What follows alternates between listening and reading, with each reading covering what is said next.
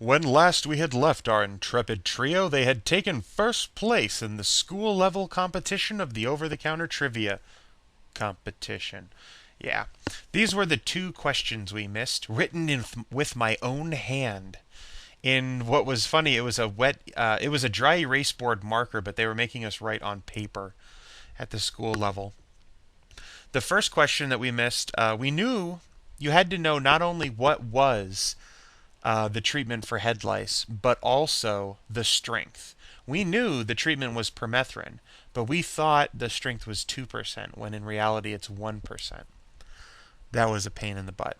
And we knew that Plavix and omeprazole interacted, but we did not know the particular CYP450 enzyme isozyme, which is 2C19. And that was where we left off with the school competition back in January. Now, I don't have a lot of photos of the conference, and I especially don't have a lot of photos of the beginning of the conference. We drove to Harrisburg on Friday, and on the way, there was a castle. There was a castle. Just get that through your head. There's a castle about 30 minutes west of State College, 30 to 45 minutes. There is a castle. And we saw that castle, and we're like, there's a castle. Yeah. You want to stop at the castle? Yeah. You want to take a picture of the castle? Yeah. Do you have a camera? Yes. Stop the car. So I was driving at the time, so we whipped around, hung a U-turn, went up to the castle, and there's the castle. It's a cool castle. Somebody actually lives in this castle-like house because there was smoke coming out of the chimney when we were up there. There's no like parking lot. This is like some sort of private residence because there was nothing to indicate that it had any other use. And let me see. Let me get here's the further out shot. First of all, this whole side of the house is a garage. That's cool. Second off, this is at the top of a hill. The driveway up the entire hill is icy. And then we get out of the car, and there's a walkway even more up the hill, and it is icy as well. No problems going uphill. Absolutely no problems. We get up here, we take our pictures. Click. I love that little animation. Boom. But then going back down the hill is terrible. It is so icy, and you have to take the tiny little grandpa steps to try and get down the hill without falling. Now, when I get down to the hill, it's all the way at the bottom, right at the very last 5 feet of the ice is where I slip and fall. What's funny is it wasn't a slip and fall. I shouldn't say I slipped and fell because when you're on ice and you start to slip, you know how you slide a little bit and you're moving your feet around and you're flailing your arms trying to keep your balance. None of that happened. This was timestamp 0. I am on both of my feet. Timestamp greater than 0. I am on my back. I fell immediately from my feet to my upper back and shoulders. Just whoomp in a split second. And I fell so fast, my glasses flew up and off my head. And luckily, there was no scratches or they didn't break anything. It was very nice that way. But I also landed on my arm. Boom! That's my arm. Part of my arm. Pretty close up on my arm. That's kind of gross and not in focus. But it's really hard to take a picture of your own elbow with a camera when you want to get it in focus. And it's not actually my elbow. Where was that? Oh, yeah, it's on my forearm side of the elbow. So it's just a little cut. That was the only real damage I took, although I was bruised. I don't know if I actually had a bruise because I can't see my own upper back. But I certainly had pain and soreness. I was taking some ibuprofen for that. What's next? Oh, so then we get to the competition. We were going to leave like at 9 o'clock in the morning. And this was when I thought I was driving. And, but then the other guy I'm driving with, he's like, no, I want to take my car. And I said, okay. And he said he wanted to leave at 10, so I go and show up at his house at 10, and then we leave about noon. We dicked around at his house for so long that we left at about noon, which sucks because it's like a 6 hour drive from Erie to Harrisburg, and the competition started just at 7 something. So it's like you're not leaving a lot of time for, not a lot of buffer in there. But we get there in time. We get there about 6:30 at night. And that's not even the full story. On the way, and this is going to be about an hour or so outside of State College, so a little bit before the castle. We stop at a rest stop to use the restroom, and we find the other two students from our school, or two of the other students from our school, that are going to the conference. Completely, you know what? Let's not look at my bloody, gashed arm on the screen. Let's look at the castle. Completely by chance. We didn't know we knew that they were going to go, but we didn't know what time they were leaving. We didn't know exactly where they were coming from. Because at this time, on this Friday, we didn't have any finals. So we were technically on vacation. So they could have been coming from, anywhere in Pennsylvania or outside of Pennsylvania even, if they happened to live there. But yeah, we stop at a rest stop, we use the bathroom, and when we come out, there's the other two kids from our school. And so we're like, hey, we're only about an hour from State College. Let's stop in State College and get something to eat. And everybody was happy. I really wish I had taken a picture. In State College, we went to a Five Guys, which is a burger joint like In-N-Out Burger. And it was good. Their food is really greasy. Well, I want to say it's really greasy, but I mean compared to an In-N-Out burger, their food is greasy. It tasted really good. It wasn't too expensive. I enjoyed it, but I didn't take any pictures. And I gotta say, I thought I had my camera while I was in Five Guys, but having looked at the pictures, there are no pictures from inside that Five Guys. So I wonder what I was doing. Oh well. So then we finally get to the competition. We get there about 6:30 at night. We go up to our room. We change into our uniforms because yes, we had school uniforms for this. Um, we the three people on my team. There's myself. I am the giant. There's this guy on the screen here. He's a little bit below average size. And then we had a girl on our team, and she is tiny, childlike tiny. And the bookstore at our school did not have any one style of shirt in stock that would fit our range of sizes. We needed like an extra extra small, a medium, and a 2X large to get all three of us, and they didn't have anything in that range, across that range. So we got to order our own shirts. They gave us a catalog to look at, and we picked them out. They looked actually pretty nice. Our school colors are blue and gray, kind of. There's not anything official, but that's what we do. So we picked out a navy blue shirt, and then it has a white stripe down, kind of across the shoulder into the armpit region. But it looks really nice. They're very sporty. They look like team uniforms, and they actually kind of everybody who looks at them says, "Oh, it looks like you guys are a bowling team." But I love it. I enjoyed it. And the school, we ordered them from the catalog, and then the school had them embroidered, so it has our school name and then a little mortar and pestle beneath it. They look pretty cool, and we get to keep them now that the competition's over. So we get to the competition, we change into our uniforms, we head on over. They have some hors d'oeuvres. At this time, it's right before the competition, so even though I have my camera, I'm not thinking about pictures at all. I'm thinking about, what's the appropriate strength of hydrocortisone cream available over the counter, and how long does dextromethorphan 15 milligram dosing last, and crap like that. So then, let's speed through. We sit down to the competition. The competition's awesome, by the way. There's 7 schools, and we go up there, and I find out, I did not know beforehand, I am the team captain for my team. And I go up there and I pick out our number, and we're 6 out of 7, which kind of sucks. But that's just the order that you get to pick categories off of the board. And it's pretty intense as we're going because the questions, when we were at our school, all the questions were written by our professors based on our over the counter course material. So obviously, we're pretty familiar with all of that.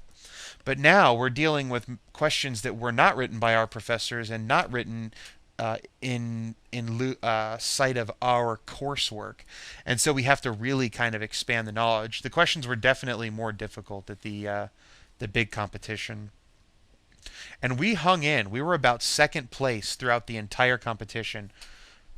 At one point, we were down as low as fourth, but I think that was the lowest we were. And at the final, when you finally got to Final Jeopardy, they had what did they have? Oh, Wilkes. There's a college of pharmacy called Wilkes. They had like 11,200 points. University of Pittsburgh, the defending champions, and my school had 9,700 points each, tied for second.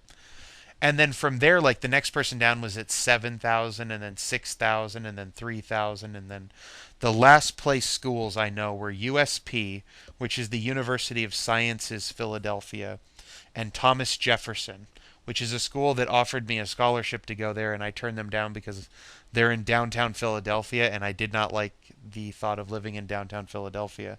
It was way too much like living in New York City, and I didn't enjoy living in New York City all that much. But they, at the final end, I know Thomas Jefferson had 2,400 points, and they were in very last place. And USP, I think, had like 3,300 points. Final Jeopardy came up. We risked 9,500 of our 9,700 points. And the Final Jeopardy question was, what is the abbreviation for acetaminophen, which is Tylenol, and what does it stand for? Any pharmacist, anybody who's worked in a pharmacy can tell you what the abbreviation for Tylenol is. It's APAP.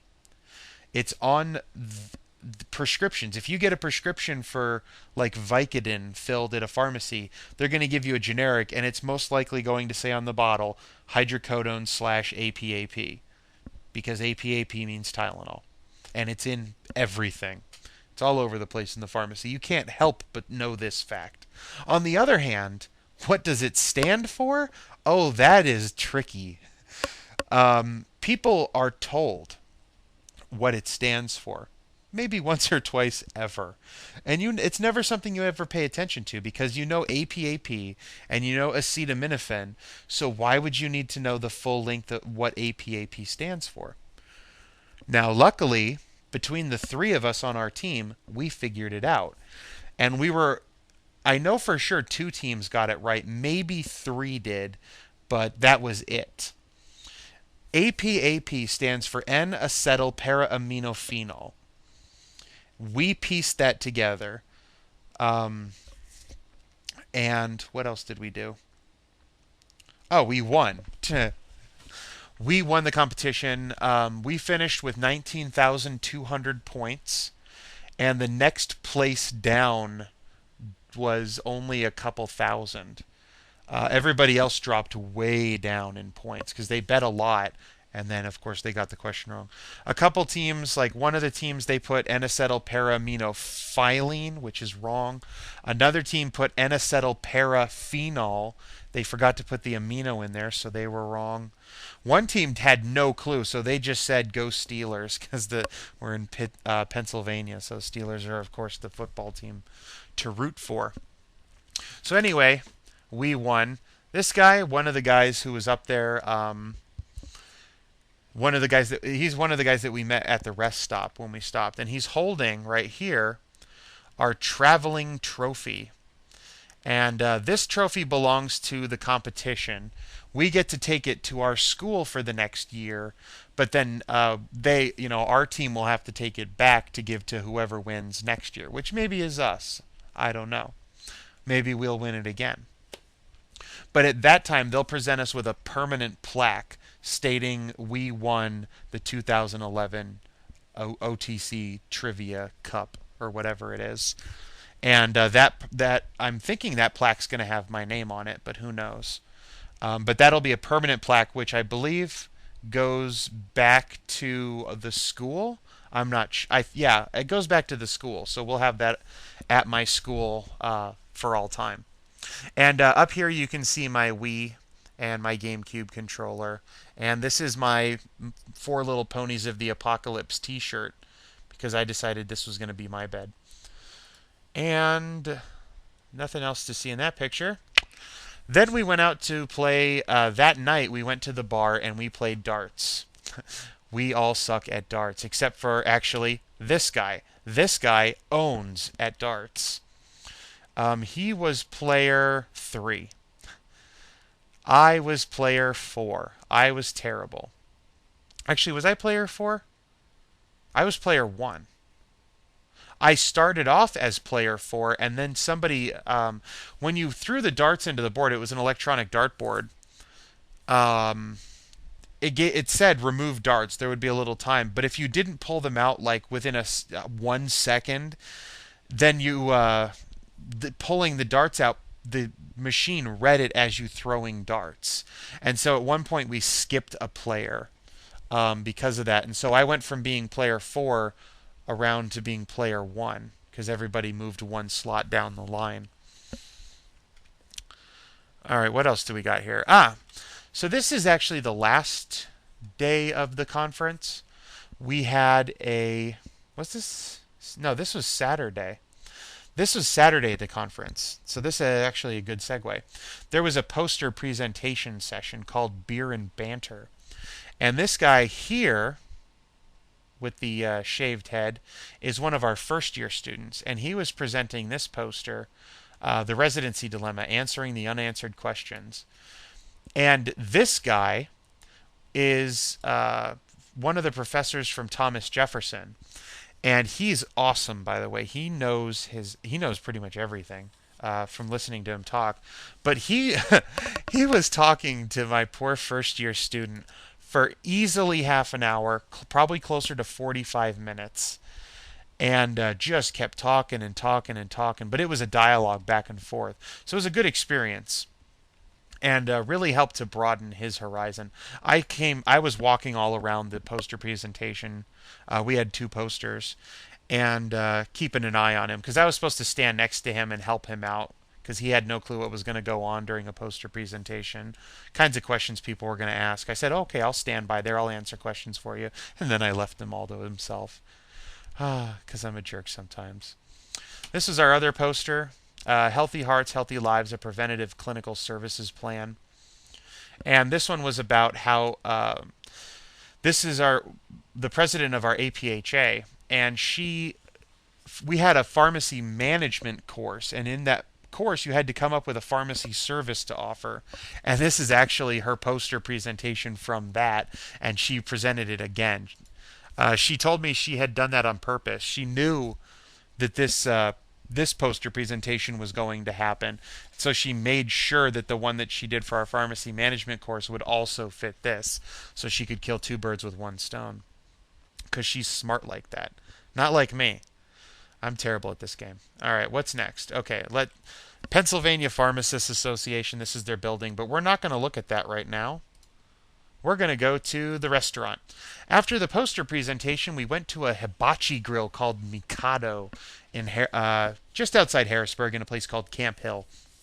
I have never had hibachi before, so this was a new experience.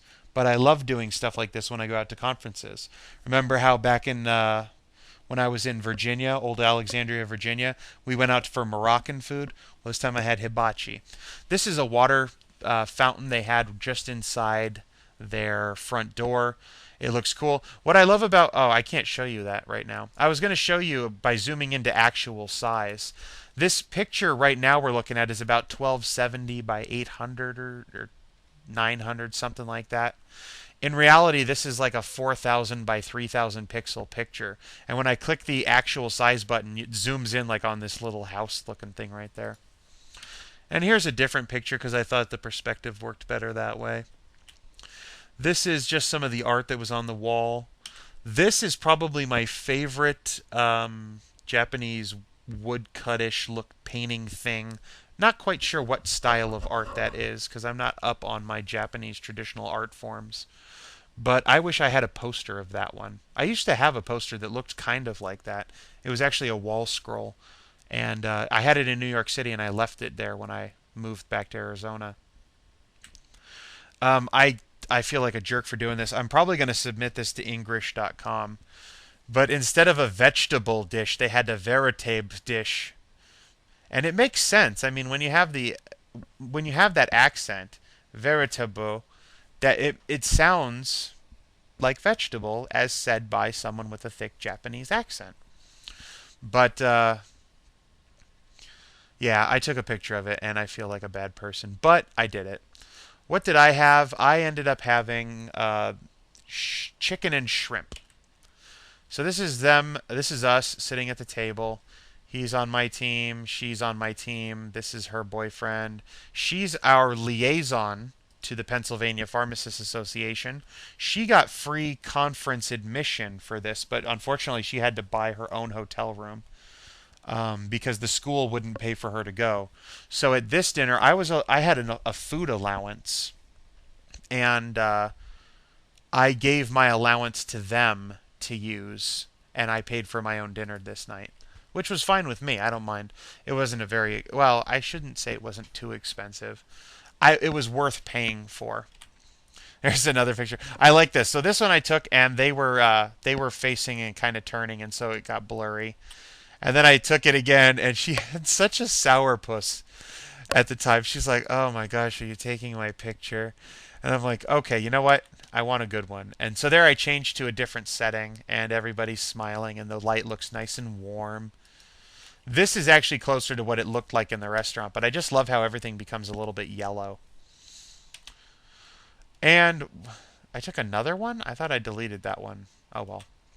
There's a fish tank. It was actually, this is only half of the fish tank. You can see the seam here. There's another whole big long fish tank over here. It cut the room in half. This was the salad that came with our dinner. It was a terrible salad. It was tiny and it was gross. I don't want to say it was gross. It was tiny and it was just not worthy of the name salad. On the other hand, this was some other stuff. Some of them they ordered, I guess it was called the Mikado, and it had a couple different kinds of sushi on it. And I didn't get to taste any of it. I didn't want to take it because they were operating on their own food allowance, and I didn't want to steal any of their food. But it looked really good, and they said it was very delicious. This was the spicy tuna roll. I shared some of that. And this was the one that I ordered, which was the eel barbecue roll. It said barbecue. It didn't actually have like a barbecue sauce on it. It was barbecued eel in the sushi, and then it had like a little soy sauce, teriyaki sauce. They put some sort of sauce on it. I wanted to say, with the exception of this, this looked really good. When they brought it out, everything was very nicely arranged and neat. This and this looked like crap. I when I took kendo in college, we sensei would take us to a Japanese restaurant for lunch once a month because he could deduct it as a business expense. And we would get sushi and sashimi and real stuff. And it was all very well made because we were at a good sushi restaurant in New York City. I mean, it's not like, oh, in Tokyo. It was in New York City, but if you were going to go for sushi in America, New York City would be one of the few places that you would go expect to get really good, real authentic sushi. So this looks like crap. My sensei would have so many words with these chefs here if that was what they were serving him. And in fact, you can see like this one was unrolling itself by, when they brought it to me. And these are not particularly well made either. They're all misshapen, but they tasted really good. I had to give them that. For as crap as they looked, they tasted excellent. This was the fried rice. This was the first thing that the chef made on the hibachi grill. This was by itself worth what I paid for the dinner. It was the best fried rice I had ever tasted. And my mouth is watering right now just seeing this and thinking about it. It was that good. All right, so there's the meat cooking on it. Two of them got lobster tail, and then there's my chicken. One person got chicken and scallops. I got chicken and shrimp. Two people got lobster and steak. And then there's some vegetables. The vegetables he cooked, they didn't cook very well. So when he gave them to you, they were. I like a little bit of crunch to my vegetables, but these were basically raw and hot rather than cooked. But I still had fried rice on my plate when I got the vegetables, so it didn't matter. So yeah, there's the vegetables. You can see there's a little bit of brown to them, but for the most part, they're just raw vegetables. There's my shrimp. They tasted very good, but there was one problem with them, which I'll show you in a moment. There's the lobster, and that's filet mignon. So this was a very expensive meal. I tried the lobster. I do not like shellfish myself. I don't like the taste of shellfish. They taste gross to me. And the fact that they look like giant bugs and they eat off the bottom of the whatever body of water they're in, it's all disgusting. But I tried it. I wanted to try it, give it a chance. The outside of it, where it was all nice and fried up on the hibachi grill and had the sauce on it, tasted great. But as soon as I bit into it, there's that fishy, shellfishy, crustacean-y taste that's kind of disgusting, turned my stomach. Ugh. But otherwise, I mean, it was really good. I'm sure, and I told him, and he told me, he said, this is really good. And I said, I have no doubt that it tastes really good for lobster. Problem is, if you don't like the taste of lobster, it doesn't help. This was my chicken. The chicken was the longest on the grill. When he was making it, it was the first piece of meat he put on the grill, and it was the last piece of meat he took off the grill. So the chicken was on there for forever, and yet every single piece of it was moist and tender and wonderful and delicious. That was my problem with the shrimp. I know that you don't have to devein shrimp. It's not a requirement, especially when you're dealing with small or medium-sized shrimp like I have here.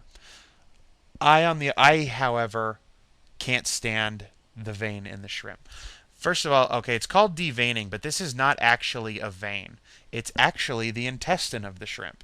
And this is actually a bunch of crap in the intestine. And I don't like that. It turns my stomach to even see that.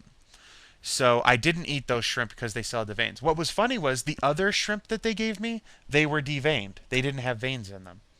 It was just for whatever reason these two. They did not. And then we get back to that. So let's go back out here and show you starting from here. All right, so then the last day of the conference, we decide to go out. The conference ended at noon. So we're like, hey, it's noon. We still have the hotel for one more night. Let's head out and do some stuff. So we head out to go to visit the state capitol because we're right next to Harrisburg. And also there is a museum right next to the state capitol.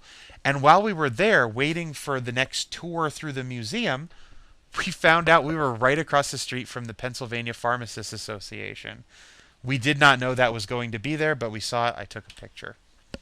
So there's the state capitol building. Up on top, you can barely see it, and I think I took a closer up picture of it. There's the State Museum, which is right across. By the way, the State Museum building in Pennsylvania is the ugliest building I have ever seen. It's just a giant beige circle. There's no artistic flair to it at all. It is terrible. Yeah, see, look at that. That is, it's ugly. It's an ugly building. I would be ashamed if I lived near that building. I'm not going to read that. You can pause it if you want to.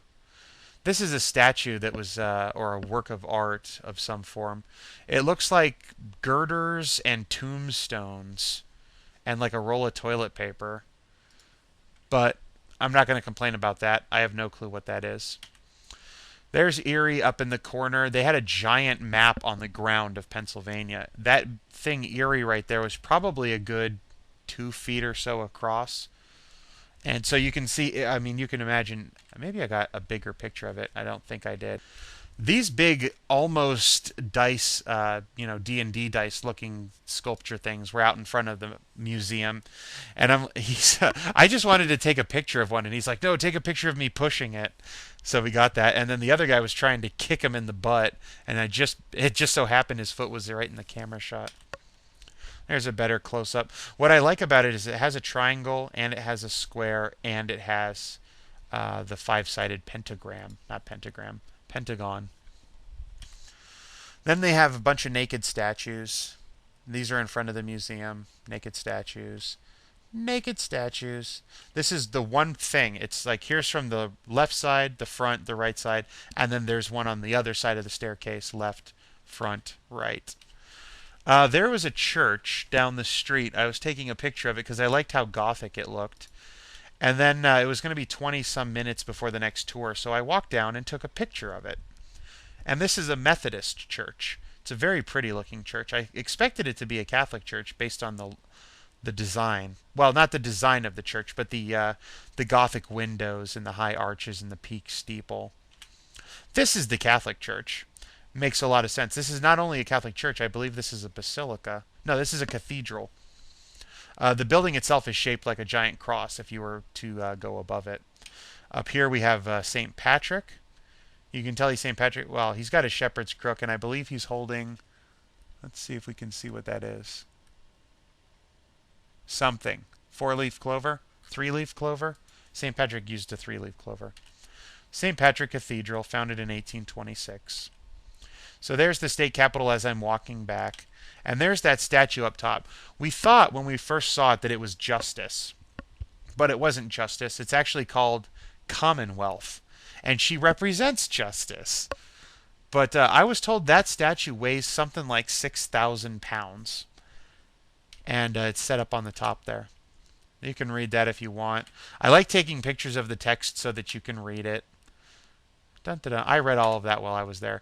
This is inside the Capitol building. They had a big dome. And then I took a picture of the staircase.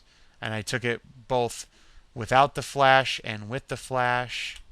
Without the flash and with the flash. Some of them were blurry. On the floor inside the state capitol, they had these little mosaics showing a whole bunch of different things about Pennsylvania. So here's some guy, looks like he's making cider. And there's a candle maker, a butterfly, milking a cow. This is supposed to be Washington. It says here Washington Crossing, and then it's somewhere nearby it said the Delaware. I think it was the Delaware. There's a skunk and a bat, and the bat has a little smiley face, which is cute. There's somebody making butter, churning the milk. And then they had these cool paintings around there, and I took a picture of them, and it was funny because they saw this, and they're like, oh, that's in Latin. Does anybody speak Latin? And I said, sure.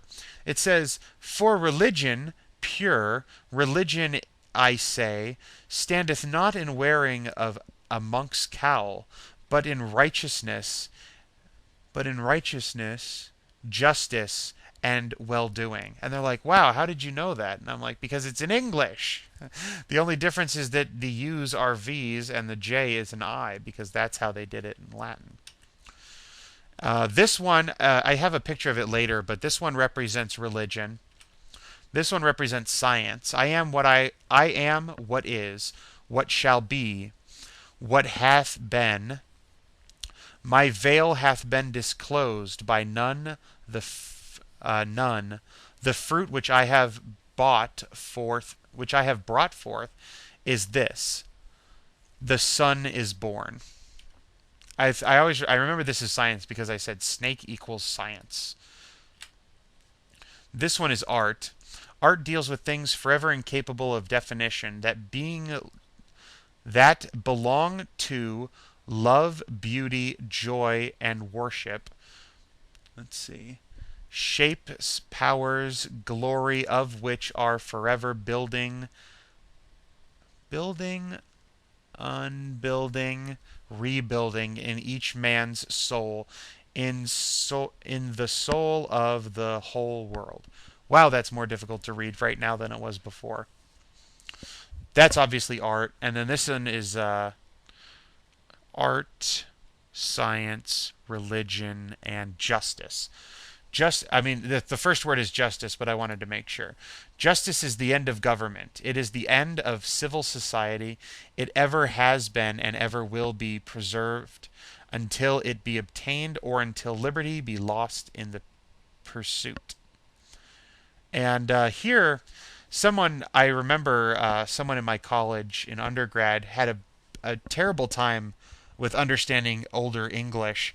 And I know that if he had read this and he saw the first line that is justice is the end of government, he would think, oh, the only thing that could be just is if there's no government. And I'm like, no. Justice is the end of government. It is the purpose of government. It is the goal of government. And then they had these paintings that represented four of the industries in Pennsylvania. This is the ironworks. This is, what was this? Crud muffins. Now I don't remember. Oil? Was that oil?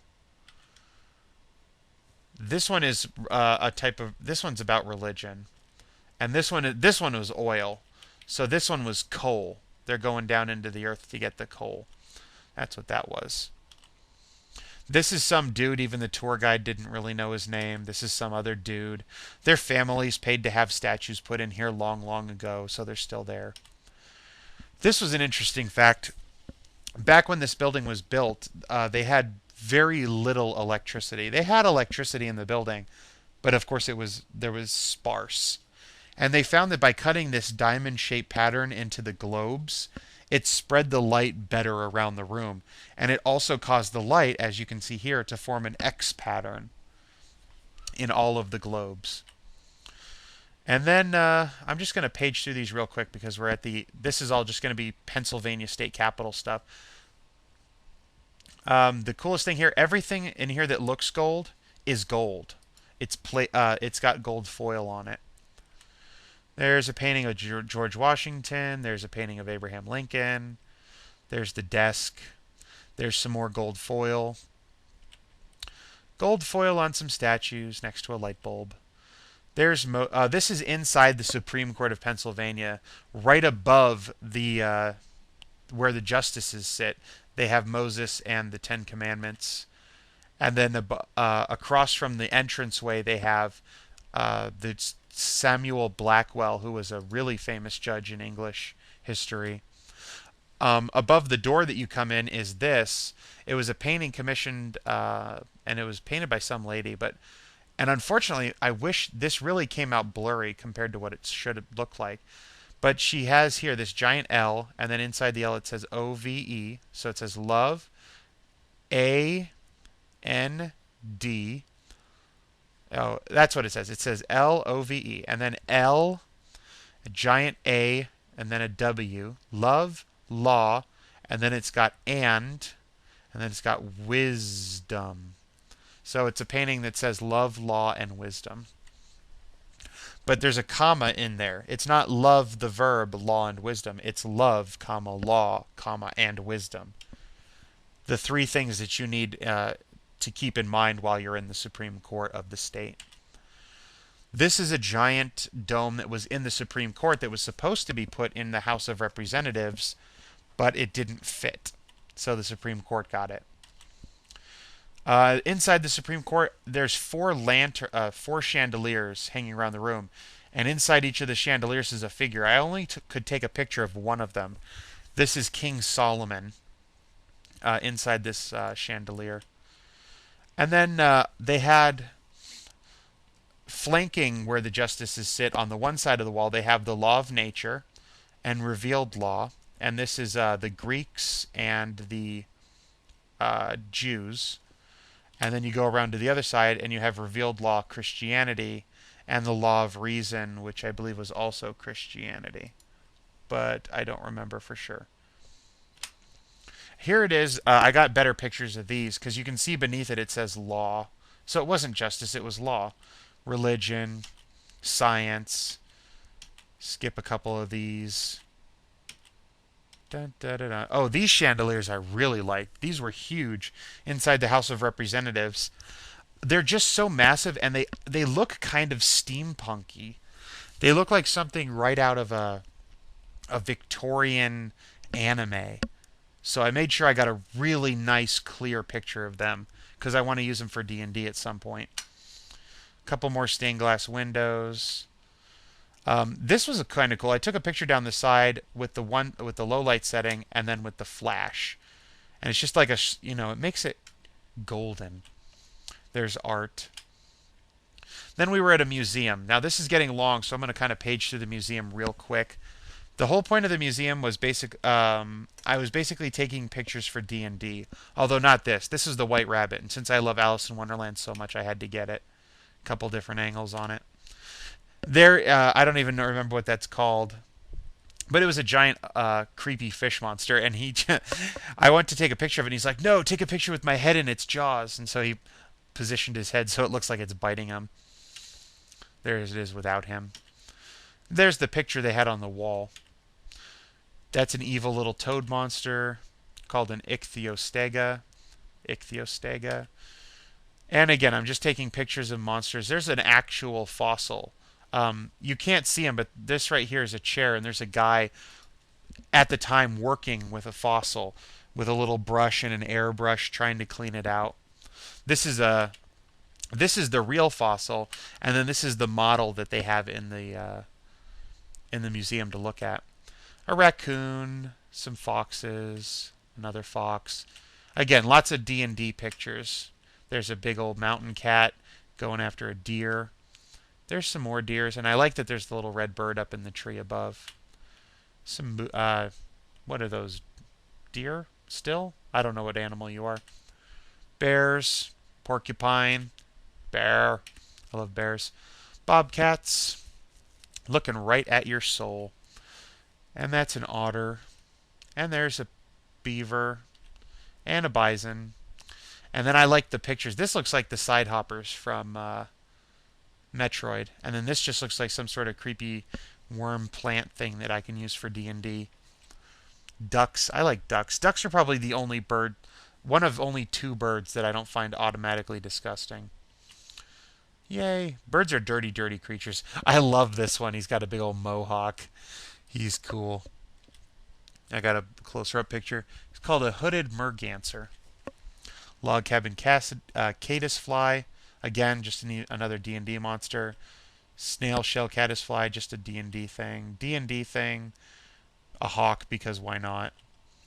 D&D thing. D&D thing. D&D thing. Definitely a D&D thing. D&D, D&D, D&D, D&D, D&D. The only other bird that I don't find automatically disgusting is the owl. I like owls. I also love...